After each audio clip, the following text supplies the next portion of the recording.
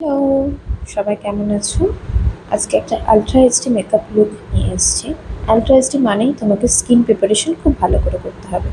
Pixie glow টনিকের একটা toner ভালো করে গোটা মুখে অ্যাপ্লাই করেছি। তোমরা কটন দিয়েও অ্যাপ্লাই করতে পারো, কিন্তু আমি হাত দিয়েই অ্যাপ্লাই করেছি। তারপরে ওয়াটার বেস জেল, অ্যাকোয়াবেস্ট পিএসসির অ্যাকোয়াবেস্ট ময়শ্চারাইজার। ওয়াটার বেস জেলটাকে ভালো করে ময়শ্চারাইজ করার পর এমব্রয়লিজের ময়শ্চারাইজারটাকে ইউজ করতে হবে। মনে রাখতে হবে একটা ওয়াটার বেস ময়শ্চারাইজার ইউজ করার পরে একটা ক্রিম বেস ময়শ্চারাইজার কিন্তু ইউজ করতে হবেই।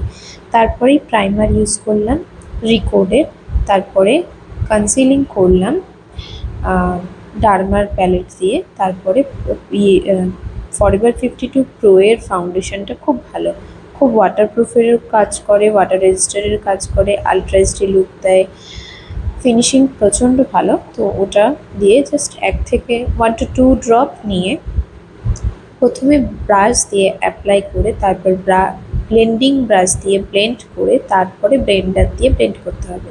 আর পাউডার অ্যাপ্লাইয়ের সময় প্রথমে পাউডার পাফে পাউডারটাকে লাগিয়ে হাতে র্যাপ করে নিয়ে তারপরে পাউডারটা লাগাতে হবে, নাহলে এক এক জায়গায় এক এক রকমভাবে পাউডারটা লাগবে।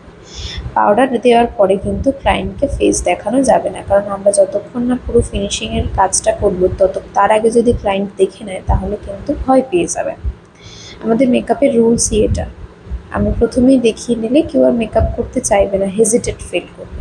যাই হোক, তারপরে কন্ট্রোল করলাম, ব্লাশ দিলাম, হাইলাইটার দিলাম, যা যা প্রসেস হয়। এর মাঝখানে আমার কারেন্ট চলে গেছিলো, তো আমি আর কিছু ভিডিও নিতে পারিনি। একদম তোমাকে লাস্টে ফিক্সারটা নিয়ে লুকটা আমি পুরোটা একদম জুম করে দেখাচ্ছি, ফিনিশিংটা কেমন এসছে তোমরা দেখো। ভীষণ সুন্দর লাগছিল ওকে।